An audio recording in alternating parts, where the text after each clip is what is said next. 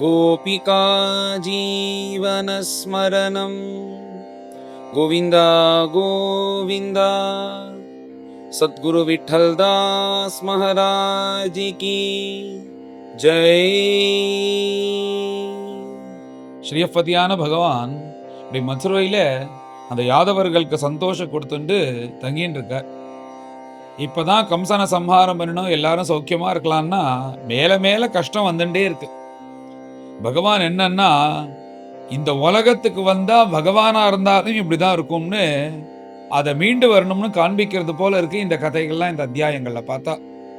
இப்பதான் கம்சனை சம்ஹாரம் பண்ணணும்னு பார்த்தா அடுத்தது ஜராசந்தன் வரான், காளையவனன் வரான். அத்தனை பேருக்கிட்டையும் ஐயோ வரானேன்னு தலையில கை வச்சுன்னு உட்காராதபடிக்கு என்ன உபாயம் பண்ணி இதுலேருந்து ஜெயிக்கலான்னு அப்படி போராடுறார் பகவான். பொதுவாக நம்ம கிருஷ்ணன்னா நம்மளுக்கு ஞாபகம் வருது, நவநீத சௌரியம் பண்ணது, வேணுகானம் பண்ணது, கோவர்தனோத்தாரணம் பண்ணது, ராசக்கிரீடை பண்ணினது அப்படின்னு பார்த்தசாரதியா ஞாபகம் வரும். ஆனால் பகவான் இங்கே ராமச்சந்திர பிரபு மாதிரி அற்புதமாக யுத்தம் பண்ணியிருக்கார் இந்த ஜராசந்தன் கூடலாம். அதெல்லாம் இந்த அத்தியாயத்தில் வருது.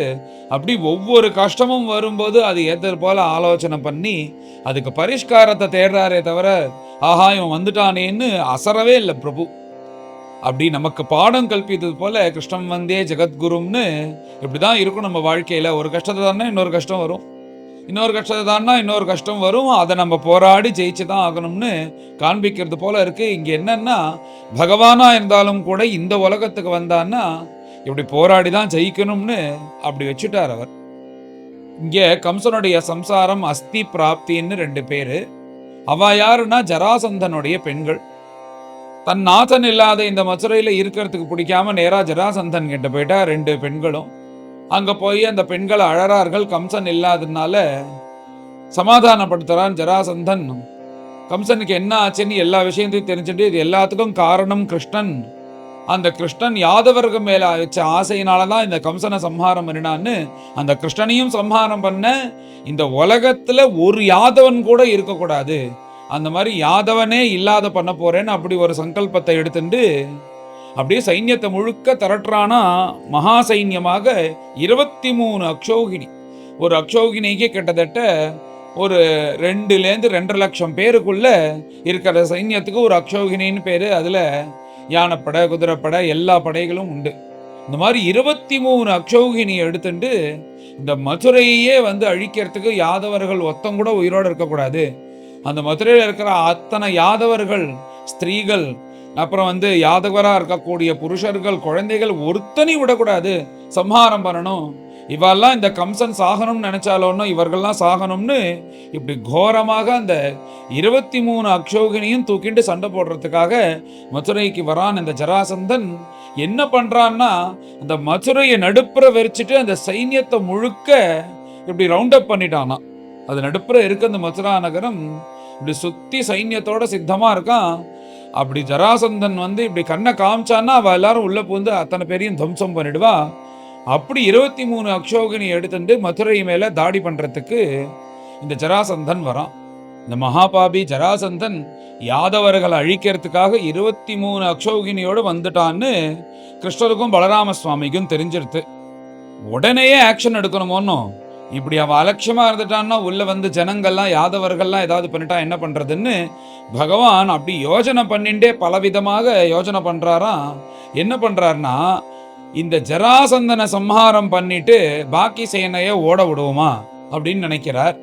இல்ல சேனை எல்லாத்தையும் சம்ஹாரம் பண்ணிட்டு ஜராசந்தனை மாத்தம் மிச்சம் வைப்போமா, என்ன பண்ணலாம், எது பண்ணா சரியா இருக்கும்னு யோஜனை பண்ணிட்டே காரியத்தை பார்க்கிறார். அப்படி யோஜனை பண்ணிட்டே இருக்கும்போது அவருக்கு என்ன தோன்றதுன்னா, இந்த பூபார நிவர்த்திக்காக தான் நாம் அவதாரம் பண்ணியிருக்கோம். இந்த ஜராசந்தனை மாத்திரம் மித்தம் வச்சான்னா அவன் தோத்ததுனால இன்னும் கூட கோவப்பட்டு நிறைய சைன்யத்தை திரட்டிட்டு வருவான். அதனால நாம் அந்த அசத்துகள் எல்லாரையும் நம்ம இங்கிருந்தே சம்ஹாரம் பண்ணிடலாம். நமக்கும் ஒரு சௌகரியம் ஆயிடுத்து. எப்படி இருந்தாலும் சும்மா இருக்க மாட்டான், நிறைய பேரை சேனையை திரட்டிட்டு தான் வருவான். அதனால இந்த சேனையை முழுக்க அடிச்சிடுவோம். இந்த சேனையை அழிச்சிட்டோம்னா அவ யாதவர்களை ஹிம்சை பண்ண மாட்டா. அந்த ஜராசந்தனை மாத்திரம் மிச்சம் வச்சு அமிச்சிருவோம். அவன் இப்படி திரட்டின்னு யுத்தம் பண்ண வரும்போது சேனையை மாத்திரம் அழிச்சிட்டு ஜராசந்தனை அமிச்சிருவோன்னு இப்படிலாம் பகவான் நன்கு தீர்மானம் பண்ணி மேலே யுத்தம் பண்ணலாம் அப்படின்னு நினைக்கும் போது எதிர்ச்சையா அப்படின்னு சொல்றார் பிரம்மனிஷ்டால். அங்க அந்த மதுரா நகரத்துக்கு நடுப்புற திவ்யமான 2 ரதம் வந்து இறங்குறதாம். எதிர்ச்சையா அப்படி வந்து இறங்கும். கிருஷ்ணனுடைய சங்கல்பம் ஆகாயத்திலேருந்து 2 ரதம் அந்த மதுரா நகரத்துல வந்து இறங்குறது. அற்புதமான ரதம், ஸ்வர்ணமயமான ரதம். எப்படி நம்ம போர் புரியணுமோ அதுக்கு வேணுங்கிற அத்தனை சாமகிரிகளும் அதுல இருக்கான். கதை, அப்புறம் அம்பு, பானங்கள், அப்புறம் தனுசு, வேணுங்கிற அத்தனை விஷயங்களும் கட்கமும் எல்லாத்தோடையும் சேர்ந்துட்டு அற்புதமான 2 சாரட்சிகளோட அந்த ரதமானது அந்த மதுரா நகரத்துக்கு நடுப்புற இறங்கின உடனே அங்க பலராம சுவாமியும் இருக்கார். அண்ணா, நீங்க யாதவர்களை ரட்சிக்கிறதுக்காக தான் நீங்க அவதாரம் பண்ணிருக்கேன். நானும் மேல சண்டை போட போறேன், வாங்கோ, நீங்க இருந்தாதான் இது சாத்தியமாகும். நாம 2 பேரும் சேர்ந்து போய் இந்த சைன்யத்தையும் அழிக்கணும், இந்த ஜராசந்தனையும் துரத்தணும், வாங்க போலாம் அப்படின்னு உடனே பலராம சுவாமியும் சித்தமா இருக்கார். பலராம சுவாமியும் கிருஷ்ணரும் 2 பேரும் இப்படி ரதத்துல ஏறிண்டு அற்புதமான மகாவீரர்கள் போற அந்த சைன்யத்தையும் இந்த ஜராசந்தனை நோக்கி வரார்கள்.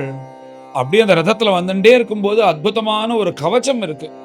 அந்த கவச்சத்தையும் 2 பேரும் எடுத்துன்னு போட்டுக்கிறா. அப்படி பார்க்கறதுக்கு 2 சூரியன் தேர் ஓட்டின்னு வருவது போல, தேர்ல உட்காந்துட்டு வருவது போல அப்படி இருக்கு பார்க்கறதுக்கு.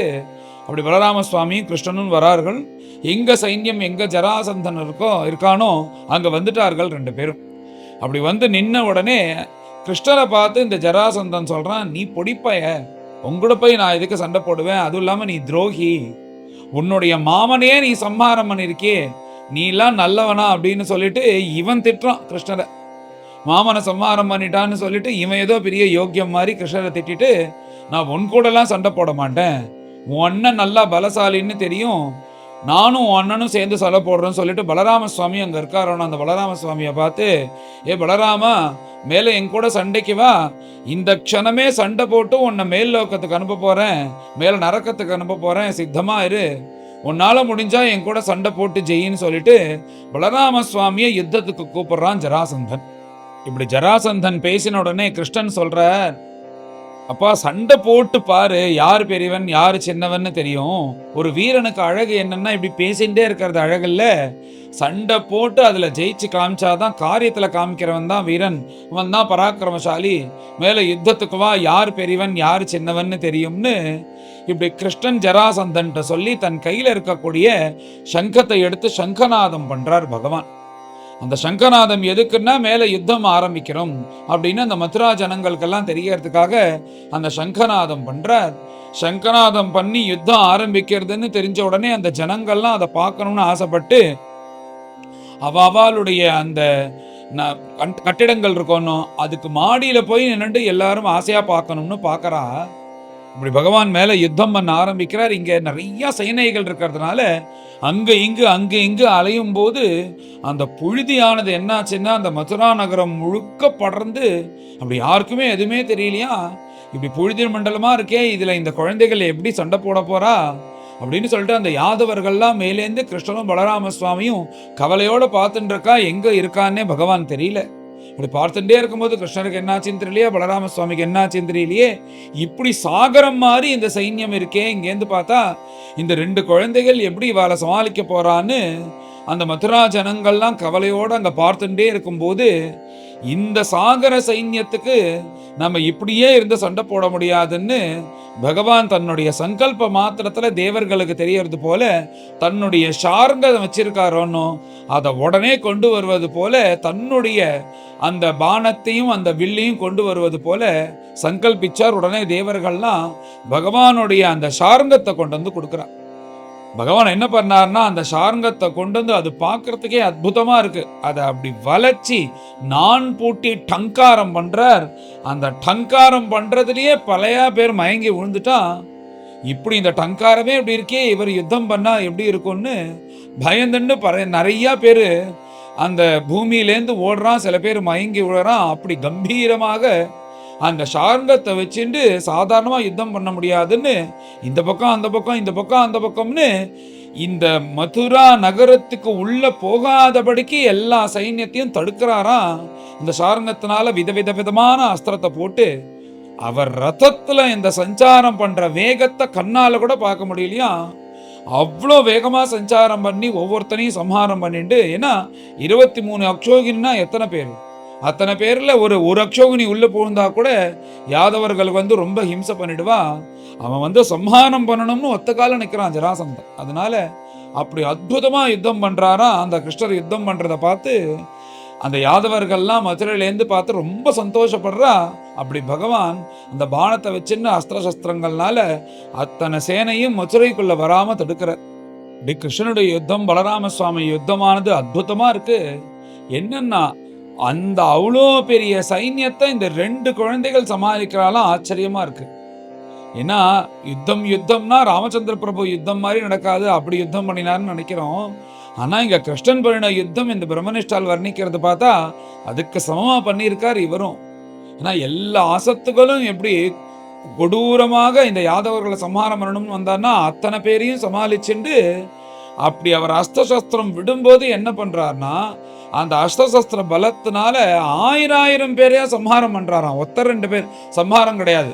அந்த அஸ்திரத்தினுடைய மகிமையினால ஒருத்தனுடைய கண்ணில் குத்துறது, ஒருத்தனுடைய கழுத்துல குத்துறது, ஒருத்தனுடைய மார்புல குத்துறது, ஒருத்தனுடைய கால் அருந்து விழுறது, ஒருத்தனுடைய கை அழுந்து விழுறது, ஒருத்தனுடைய உயிரே போறது, ஒருத்தனுடைய ரத்தத்தோட சேர்ந்து விழறான். இப்படி 1000 பேர் கொத்து கொத்தா கீழே விழுந்து சாகிறார்கள் கிருஷ்ணனுடைய அஸ்திரசஸ்திரத்தினுடைய மகிமையினால. அவனுடைய யுத்தம் பார்க்கறதுக்கே ரொம்ப அற்புதமா இருக்கு. ஜராசந்தன் பார்த்துட்டே இருக்கான், அவனால ஒண்ணுமே பண்ண முடியல. அந்த 23 அக்ஷோகினியும் நாசமாறுது. ஏதோ சில பேர் மாத்திரம்தான் மிச்சம் இருக்கா. இந்த ஜராசந்தன் தன்னுடைய யுத்த பராக்கிரமத்தினால கிருஷ்ணன் தன்னை எதுவும் பண்ண முடியல, பாக்கி பேரெல்லாம் சம்ஹாரம் பண்ணிட்டான்னு வேற அவன் நினைச்சிட்டு இருக்கான். இதுல இவருடைய பிளானே என்னன்னா இவனை வச்சுட்டு பாக்கி எல்லா அசுரர்களையும் சம்ஹாரம் பண்ணணும், பாக்கி எல்லா அசத்தையும் சம்ஹாரம் பண்ணணும்ன்றதுதான் கிருஷ்ணனுடைய பிளான். அதனால இவனை விட்டு வச்சார். இவன் ஏதோ தன் பராக்கிரமத்துல கிருஷ்ணர் நம்ம கிட்ட வரலன்னு நினைச்சிட்டு அத்தனை பேரையும் சாகிறத பார்க்கறான். அவன் மனசு தாங்கல. எப்படி இருக்குன்னா என்னையோ என் பக்தர்களையோ ஹிம்சை பண்ணணும்னு யார் வந்தாலும் அவளுக்கு இதான் கதின்னு பக்தாபிமானியா இருக்கக்கூடிய பிரபு அந்த அத்தனை பேரையும் நிர்தாட்சண்யமா சம்ஹாரம் பண்றாரா. அது பார்க்கறதுக்கு எப்படி இருக்கு அப்படின்னா ஏதோ ஒரு ரத்தம் ஆறு ஓடுவது போல இருக்கு அந்த மதுரா நகரத்துக்கு வெளிப்புறத்துல. உடனே பிரம்மனிஷ்டால் சொல்றார், இப்படி ஆயிருக்கே, இது சரியான்னா இந்த கிருஷ்ணரை எதிர்த்துன்னு வந்த அசத்துகள், ஜராசந்தன் கூட வந்த அசத்துகளுக்கு இது சரியான பாடம், இப்படிதான் இருக்கணும், கிருஷ்ணர் பண்ணதான் சரின்றது போல பிரம்மனிஷ்டால் சொல்றார். ஜராசந்தன் பார்க்கறான், அவன் கண்லேருந்து ஜலத்துக்கு பதிலா ரத்தம் வருது. அத்தனை சேனையும் இந்த 2 பசங்க சம்ஹாரம் பண்ணிட்டாலே இத்தனை சேனையும்னு மாத்தி மாத்தின்னு அவனால நம்பவும் முடியல. அதுக்கு மேல அங்கேருந்து கிளம்பணும்னு நினைக்கிறான் ஜராசந்தன். அங்கேருந்து கிளம்பணும்னு நினைச்சிட்டு இருக்கிற ஜராசந்தனை சிங்கம் போல பலராம சுவாமி ஒரு மான கவிட்டு வருவது போல அவன் கழுத்தை பிடிச்சி தூக்கின்னு கிருஷ்ணன் முன்னாடி நிறுத்து, கிருஷ்ணா இவனை என்ன பண்ணலாம் சொல்லு அப்படின்னு. உடனே கிருஷ்ணர் இப்படி கண்ணை காண்பிக்கிறாரா அவனை விட்டுடலான்னு. ஆனால் பலராம சுவாமிக்கு அது தெரியாது. உடனே கிருஷ்ணரை கண்ணை காமிச்ச உடனே விட்டுட்டான். உடனே அங்கேருந்து ஜராசந்தன் போறான். அவனுக்கு இன்னும் அவமானமா இருக்கு. என்னன்னா ஒரு யாதவன் கூட இருக்கக்கூடாது இந்த உலகத்துல, சம்ஹாரம் பண்ணணும்னு வந்தா அந்த யாதவனாலேயே பிராணபிக்ஷை போட்டி இப்படி நம்ம போற மாதிரி நம்ம நிலையாயிடுத்தேன்னு சொல்லிட்டு ரொம்ப மனசு குன்னி குறுகி இன்னும் பழிவாங்கணுன்ற அந்த எண்ணத்தோட அங்கேருந்து கிளம்பி தன்னுடைய ராஜ்யத்துக்கு வரான் ஜராசந்தன். இந்த ஜராசந்தன் தன்னுடைய தேசமா இருக்கக்கூடிய மகத தேசத்துக்கு போய் மேல என்ன பண்ணலாம் அப்படின்னு அவங்க ஆலோசனை பண்ணிட்டு இருக்கான். இந்த சைன்யத்தெல்லாம் தாண்டி ரதத்துல வர்றதுக்கே சிரமமா இருக்கான் கிருஷ்ணருக்கு. அத்தனை பேரு கீழே விழுந்து கிடக்கான் மரிச்ச சரீரத்தோட.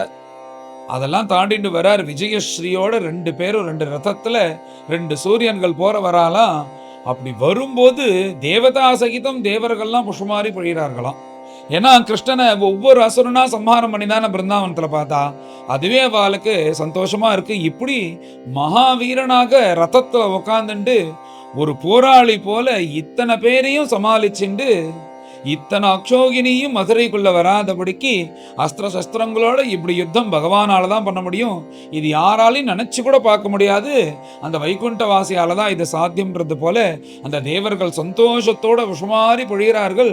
பலராம சுவாமியும் கிருஷ்ணர் மேரியும் இப்படி ஒரு யுத்தத்தை பார்த்தமே அப்படின்னு பலராமரையும் பார்த்து சந்தோஷப்படுறான், கொண்டாடுறார்கள் கிருஷ்ணனையும் பலராம சுவாமியும். இவா கொண்டாடுறது மாத்திரம் இல்லாதபடிக்கு அந்த மதுரா ஜனங்கள்லாம் எப்பேற்பட்ட ஆபத்திலேருந்து காப்பாத்தினான். ஒரு க்ஷணம் அவளுக்கு யோசிச்சு பார்க்கறதுக்கே பயமா இருக்கு.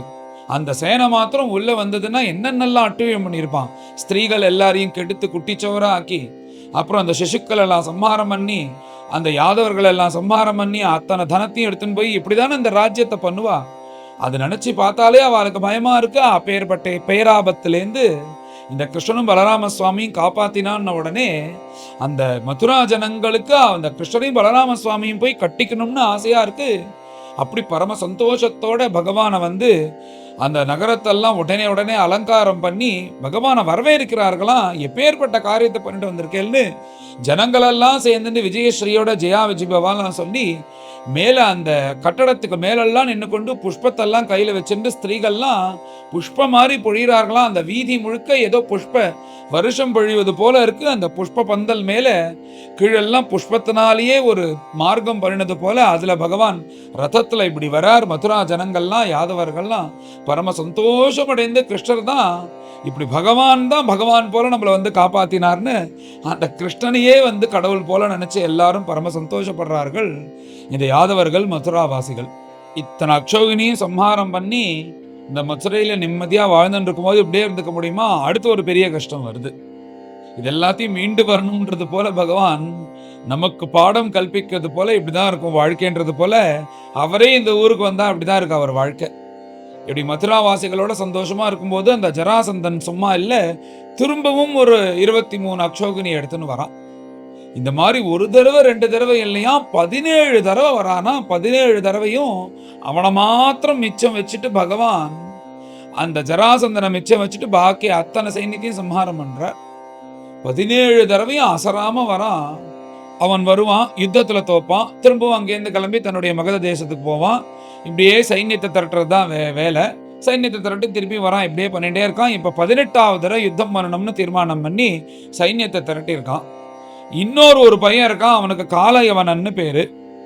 அவனுக்கு என்னன்னா ஒரு அனுகிரகம் வரன் வாங்கி வச்சிருக்கான். என்ன வரன்னா, யாதவர்களால அவனுக்கு சாவு வராது, யாதவர்கள் அவனை சம்ஹாரம் பண்ண முடியாது, எந்த யாதவனாலையும் இந்த காலயவனை சம்ஹாரம் பண்ண முடியாதுன்ற ஒரு வரனை அவன் வாங்கி வச்சிருக்கானா. கிருஷ்ணன் யாதவர் தானே, இவனுக்கும் வந்து கணக்கு தீக்கணும் அப்படின்னு நாரதர் என்ன பண்ணார்னா, நேரா போய் அந்த காலயவனன் கிட்ட உன்னுடைய சத்ரு மகாவிஷ்ணு தான், அந்த மகாவிஷ்ணு இப்படிலாம் இருப்பார்னு சொல்லிட்டு இவரா ஒரு ரூபத்தை சொன்னார். மகாவிஷ்ணு எப்படி இருப்பான்னு இவர் வந்து நாரதர் உன்னுடைய சத்ரு மகாவிஷ்ணுனா, ஆமா என்னோட சத்ரு மகாவிஷ்ணு தான், யாதவர்கள் தான் அவன் ஒத்துக்கிறானா இவர் சொல்ல இப்படிதான் மகாவிஷ்ணு இருப்பார், அவர் எங்கேயோ இல்லை இங்க மதுரையில தான் இருக்கார், நீ போய் அவர் கூட பார்த்து அவர் கூட சண்டை போடுன்னு சொல்லிட்டு நாரதர் இந்த காலயவனையும் கிளப்பி விடுற. ஏன்னா இவன் கணக்குன்னு தீக்கணும்னு சொல்லிட்டு அவர் கிளப்பி விட்டுட்டு கிளம்பிட்டார் அங்கேருந்து நாரதர். இந்த காலயவனன் என்ன பண்றான்னா 3 கோடி மிளேச்சர்கள் அழிச்சுண்டு மதுரையை தாக்கணும்னு வரான். 23 அக்ஷோகினியோட ஜராசந்தன் சண்டை போடுறதுக்கு வரான்.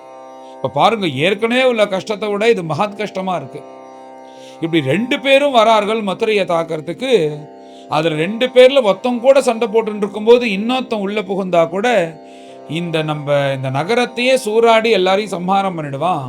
மேல என்ன பண்ணலாம் அப்படின்னு சொல்லிட்டு இந்த சூழ்நிலையில எது பண்ணினா சரி வரும்னு பலராம சுவாமிய நிக்க வச்சு பகவான் மந்திராலோசனை பண்ணுவது போல எல்லாரும் பேசிட்டு இருக்கா. அந்த சமயத்துல இதுல இருந்து எப்படி நம்ம ஜனங்களை காப்பாற்றணும் என்று அப்படி பேசிகிட்டே இருக்கும்போது பலராம சுவாமியை பார்த்து கிருஷ்ணர் சொல்றார், அண்ணா எனக்கு ஒரு யோசனை தோன்றது, இங்க மதுரையில இருந்து இவா கூட சண்டை போடும்போது இங்க இவால யாராவது ஒரு சைன்யம் உள்ள வந்து இவால ஹிம்சை பண்ணிட்டான்னா அது சரி வராது. அதனால எனக்கு என்ன தோன்றதுன்னா, யாரும் வராதபடிக்கு சமுத்திரத்துக்கு மத்தியில ஒரு தீவு மாதிரி ஒண்ணு ஏற்பாடு பண்ணி அதுல இந்த யாதவர்கள்லாம் குடியேற்றிடலாம், இதுதான் சரின்னு தோன்றது அப்படின்ன உடனே பலராம சுவாமி அப்படியே பண்ணுவோம் அப்படின்னார்.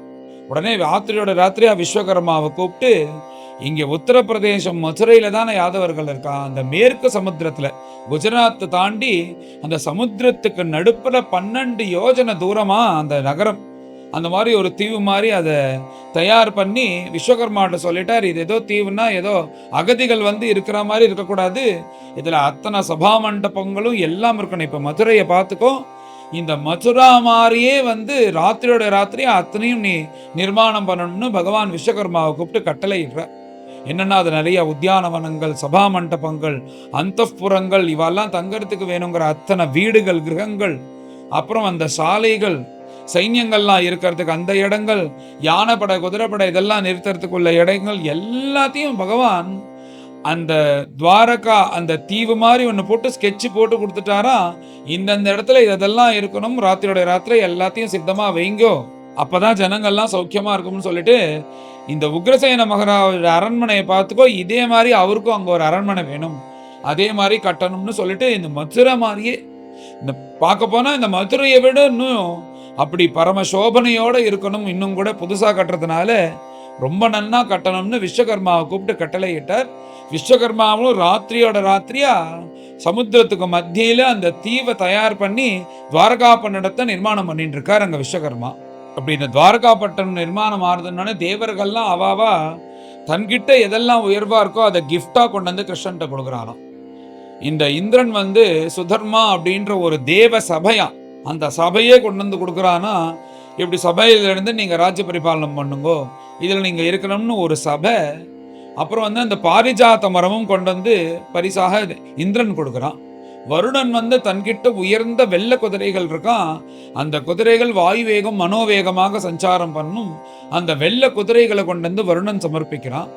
ராஜ்ய நிர்வாகத்துக்கு பணம் தேவையோன்னு குபேரன் அப்படியே சாக்கு மூட்டை மூட்டையா பணத்தை கொண்டு வந்து போட்டு, பிரபோ இந்த பணம் தேவை ராஜ்ய பரிபாலனம் பண்ணும்போது, இன்னும் தேவைப்பட்டா நீங்க கேளுங்கோ, நான் கண்டிப்பா எடுத்துன்னு வந்து கொடுக்குறேன்னு அவரவர்கள் தன்கிட்ட எது இருக்கோ அது எல்லாத்தையும் பரிசாக இந்த துவாரகாப்பட்டினத்துல பகவானுக்கு வச்சுட்டு அவர் சௌக்கியமாக ராஜ்ய பரிபாலனம் பண்ணணும்னு கொண்டு வந்து கொடுக்குறா. இப்படி இங்க பிரம்மனிஷ்டால என்ன சொல்றாருன்னா, பகவானால கொடுக்கப்பட்ட பதவி, பகவானால கொடுக்கப்பட்ட வஸ்துக்களும் இந்த தேவர்களுக்கு. இப்ப பகவானுக்கு பிரத்யுபகாரம் பண்ணணும்னு அத்தனை தேவர்களும் தன்கிட்ட எந்தெந்த வஸ்துக்கள்லாம் உயர்வா இருக்கு, தான் எந்தெந்த பதவிகள்ல இருக்காலோ அந்த வஸ்து மூலியமாக பகவானுக்கு இப்படி இந்த துவாரகாப்பட்டத்துல பகவான் சௌக்கியமா இருக்கணும்னு சகாயம் பண்ணிட்டு வரார்கள். அப்படி சொல்லிட்டு வரும்போது பகவான் பலராம சுவாமியை பார்த்து, அண்ணா நீங்க இந்த யாதவர்களை, இந்த சைன்யம்லாம் வந்தா யாதவர்களை ஒன்றும் பண்ண முடியாதபடிக்கு நீங்க இந்த யாதவர்களை பார்த்துக்கோங்கோ. இந்த காளையவனன் 3 கோடி பேரை அழிச்சுட்டு யுத்தத்துக்கு வரான். இந்த பயலுக்கு மாத்திரம் ஒரு வரம் இருக்கு, என்னன்னா யாதவனால இந்த காளையவனனை சம்ஹாரம் பண்ண முடியாது.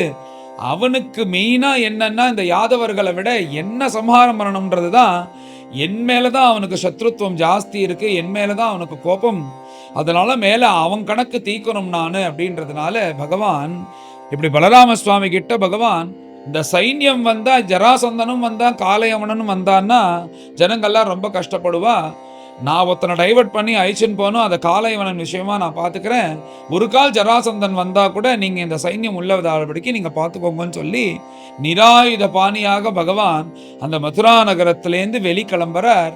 அதோட இந்த அத்தியாயமானது பூர்த்தியாகுது. வைகுண்டவாசியா இருக்கக்கூடிய பகவானா இருந்தாலும் இந்த உலகத்துல வாழும்போது கஷ்டங்கள் வரதான் வருதுன்னு இந்த அத்தியாயத்தை பார்த்தா தெரியறது. இதெல்லாம் பார்க்கும்போது பேசாம இவர் பிருந்தாவனத்திலே ஜிலு ஜிலு ஜிலுன்னு மாடு மேய்ச்சின்னு அப்படியே இருந்திருக்கலான்னு தோன்றது. இவர் மதுரையில சௌக்கியமா இருக்கலான்னு பார்த்தா இங்க அதை விட பலவிதமான கஷ்டங்கள் வருது. அதெல்லாத்தையும் போராடி சண்டை போட்டு பகவான் ஒவ்வொருத்தனுடைய கணக்கு தீக்கணும், பூபார நிவர்த்திக்காக தான் நாம வந்திருக்கோம். இப்படி கோகுலத்திலே உட்காந்துருந்தானே இந்த அசத்துக்கெல்லாம் சம்ஹாரம் பண்ண முடியுமான்னு அப்படி பகவான் வந்தது தான் சரின்னு இப்ப தோன்றது. ஏன்னா அத்தனை விஷயத்தையும் எதிர்கொண்டு எல்லா பாப்பிகளையும் சம்ஹாரம் பண்றார். அதே மாதிரி இந்த அத்தியாயத்துல கிருஷ்ணர் அற்புதமாக யுத்தம் பண்ணினார்னு நானே முதல் தடவை தெரிஞ்சுக்கிறேன். இப்படி ஒரு யுத்தம்லாம் அவர் ஜராசந்தன் கூட பண்ணியிருக்காருன்னு, யுத்தம் பண்ணியிருக்காருன்னு தெரியும், ஆனா அபாரமாக இது ராமரே யுத்தம் பண்ணுவது போல இருக்கு இந்த கிருஷ்ணர் பண்ணது. அப்படி அபாரமாக யுத்தம் பண்ணி இந்த ஜராசந்தனை ஜெயிச்ச கதை. இப்ப மேல இந்த காளையவனை அடுத்த அத்தியாயத்துல முடிக்க போறார். இப்படி பகவான் அந்த பலராம சுவாமி கிட்ட சைன்யம் வந்தா இந்த மதுரா ஜனங்களையும் யாதவர்களையும் அவ ஹிம்சிக்காதபடிக்கு நீங்க பார்த்துக்கோங்கன்னு சொல்லிட்டு நிராயுத பாணியாக அந்த மதுரா நகரத்திலேருந்து கிளம்புறார். அதோட இந்த அத்தியாயமானது பூர்த்தியாகிறது. மேல இந்த அத்தியாயத்தை பாராயணம் பண்ணுவோம். அச்ச பஞ்சாசத்தமோऽध्यायः ஸ்ரீசுகோவாச அஸ்தி பிராப்திஷ்ச கம்சஸ்ய महिष्यौ भरतर्षभा मृते भर्तरि दुःखार्ते ईयतु स्म पितुर्गृहान् पित्रे मगधराजाय जरासन्धाय दुःखिते वेदयाञ्चक्रतुः सर्वम् आत्मवैधव्यकारणम् सतत अप्रियमाकर्ण्य शोकामर्षयुतो नृपा अयादवीं महीं कर्तुं चक्रे परममुद्यमम् अक्षौहिणीभिः विंशत्या तिसृभिश्चापि संवृताः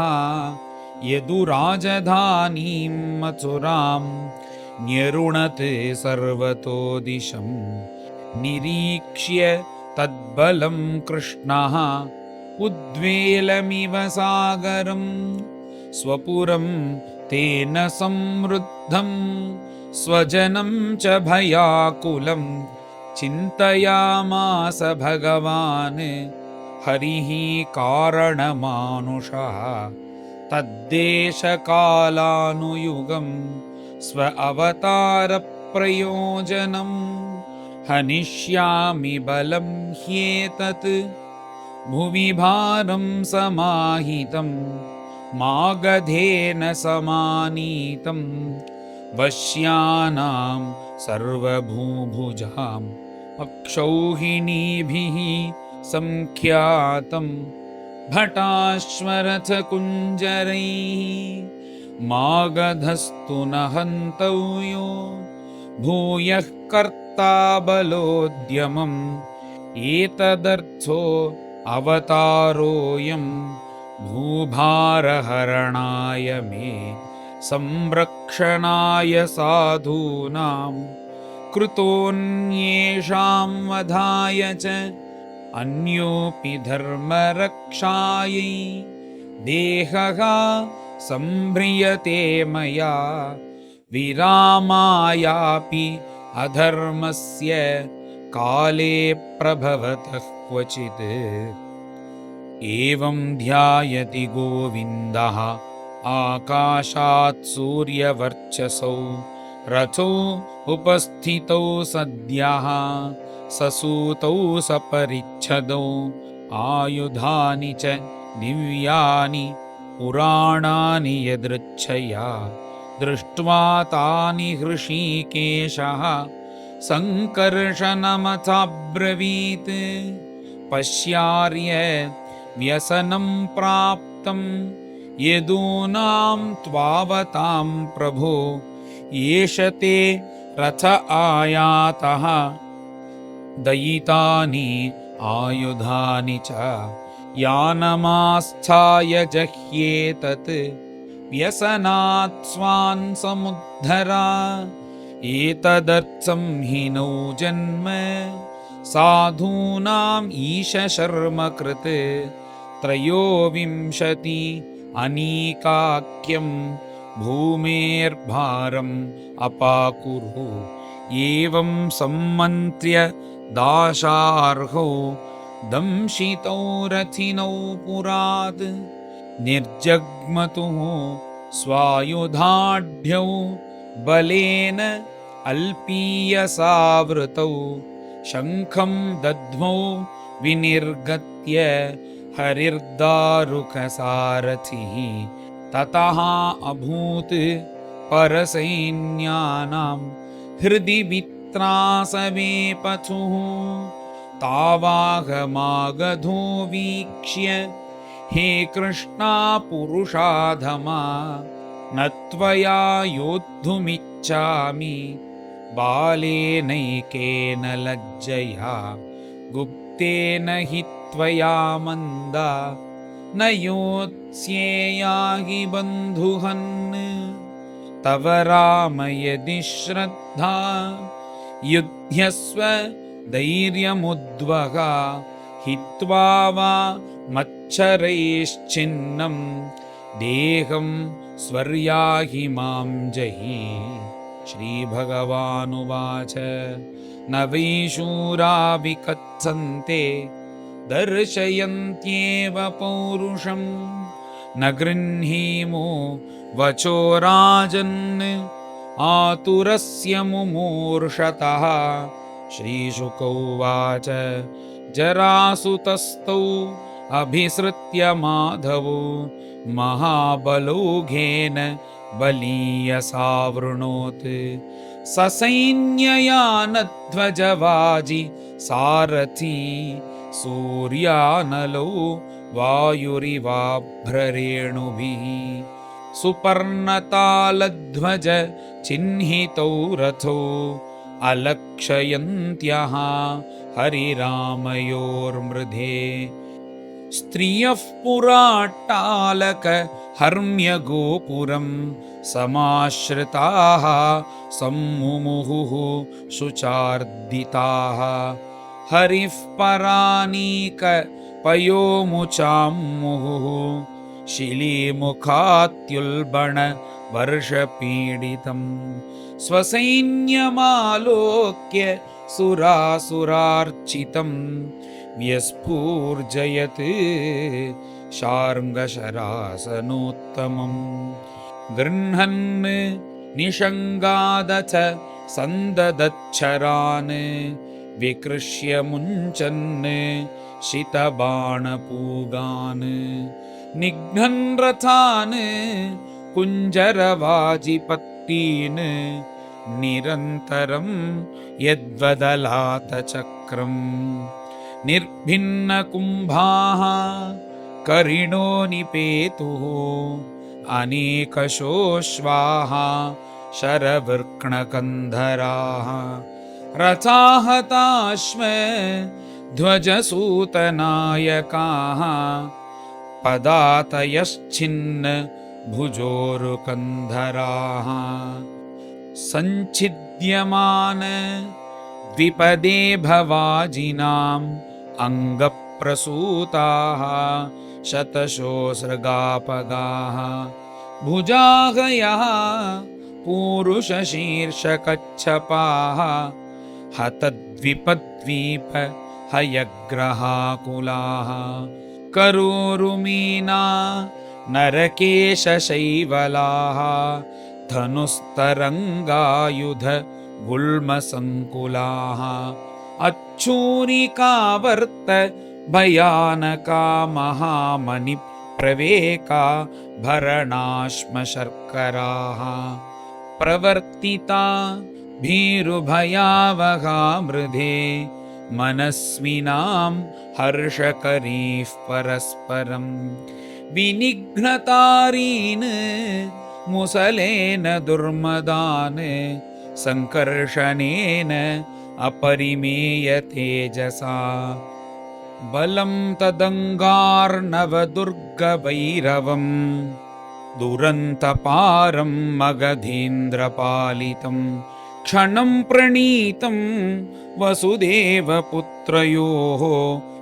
विक्रीडितं तज्जगदीशयोः परं स्थित्युद्भवान्तं भुवनत्रयस्य यः समीहते अनन्तगुणस्वलीलया न तस्य चित्रं परपक्षनिग्रहः तथापि मर्त्यानुविधस्य वर्ण्यते जग्राहविरथं रामः जरासन्धं महाबलं हतानीकावशिष्टांसुं सिंहः सिंहमिवौजसा बध्यमानं हतारातिं पाशैः वारुणमानुषैः वारयामास गोविन्दः तेन कार्यचिकीर्षया समुक्तो लोकनाथाभ्यां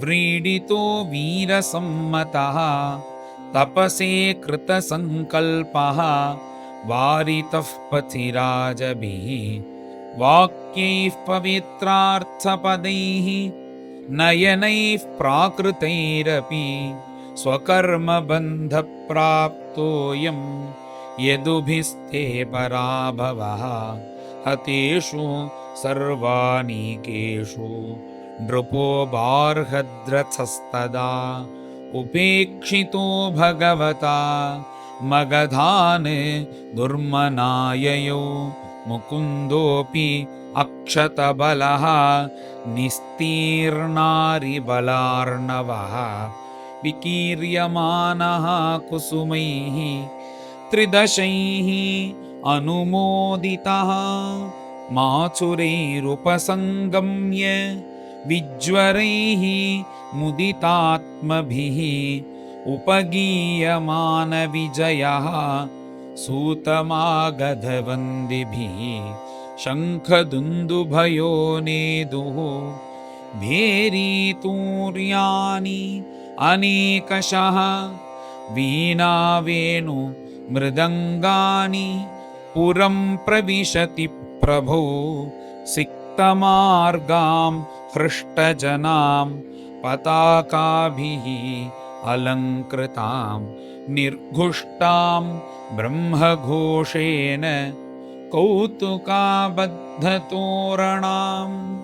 निचीयमानो नारीभिः माल्यदध्यक्षताङ्कुरैः निरीक्ष्यमानः सस्नेहं प्रियुत्युत्कलितलोचनैः आयोधनगतं वित्तम् अनन्तं वीरभूषणं यदुराजाय तत्सर्वम् आहृतं प्रादिशत् प्रभुः एवं 17 कृत्वा तावती अक्षौहिणी बलः युयुधे मागधो राजा यदुभिः कृष्णपालितैः अक्षिन्वन् तद्बलं सर्वं वृष्णयः कृष्णतेजसा हतेषु स्वेषु अनीकेषु त्यक्तो अयात् अरिभिर्नृपः 18 संग्रामे आगामिनि तदन्तरा नारद प्रेषितो वीरः यवनः प्रत्यदृश्यत रुरोध मथुरामेत्य तिसृभिः म्लेच्छकोटिभिः नृलोके च अप्रतिद्वन्द्वः वृष्णीन् श्रुत्वा आत्मसंमितान् तं दृष्ट्वा अचिन्तयत् कृष्णः सङ्कर्षणसहायवान् अहो यदूनां वृजिनं प्राप्तं ह्युभयतो महत् यवनोऽयं निरुन्धे अस्मान् अद्य तावन्महाबलः मागधोऽपि अद्य वाश्वो वा परश्वो वा आगमिष्यति आवयोः युध्यतोरस्य यद्यागन्ता जरासुतः बन्धून् वधिष्यति अथवा नेष्यते स्वपुरं बली तस्मादद्य विधास्यामो दुर्गं द्विपददुर्गमं तत्र ज्ञातीन् समाधाय यवनं घातयामहे इति सम्मन्त्र्य भगवान् दुर्गं 12 योजनम् अन्तः समुद्रे नगरं कृत्स्नाद्भुतमचीकरत् दृश्यते यत्र हि त्वाष्ट्रं विज्ञानं शिल्पनैपुणं रथ्या चत्वरवीथीभिः यथा वास्तु विनिर्मितं सुरद्रुमलतोद्यान विचित्रोपवनान्वितं हेमशृङ्गैः दिविसृग्भिः स्फाटिकाट्टालगोपुरैः राजतारकुटैः कोष्ठैः हेमकुम्भैः अलङ्कृतैः रत्नकोटैः गृहैर्हैमैः महामरकतस्थलैः वास्तोष्पतीनां च गृहैः बलिभिश्च निर्मितं चातुर्वर्ण्यजनाकीर्णं यदुदेवगृहोल्लसत् सुधर्मां पारिजातं च महेन्द्रः प्राहिणोत् हरेः। यत्र चावस्थितो मर्त्यः मर्त्यधर्मैर्न युज्यते श्यामैककर्णान् वरुणः हयान् शुक्लान् मनोजवान् अष्टौ निधिपतिः कोशान् लोकपालो निजोदयान्। यद्यत् भगवता दत्तम् आधिपत्यं स्वसिद्धये सर्वं प्रत्यर्पयामासुः हरो भूमिगते नृपा। तत्र योगप्रभावेण नीत्वा सर्वजनं हरिः प्रजापालेन रामेण कृष्णः समनुमन्त्रितः निर्जगामपुरद्वारात् पद्ममालीनिरायुधः। श्रीहरये नमः। श्रीहरये नमः। इति श्रीमद्भागवते महापुराणे पारमहंस्यां संहितायां दशमस्कन्धे उत्तरार्धे दुर्गनिवेशनं नाम 50तमोऽध्यायः। गोपिका जीवनस्मरणं गोविन्द गोविन्द। सद्गुरु विठ्ठलदास महाराज की जय।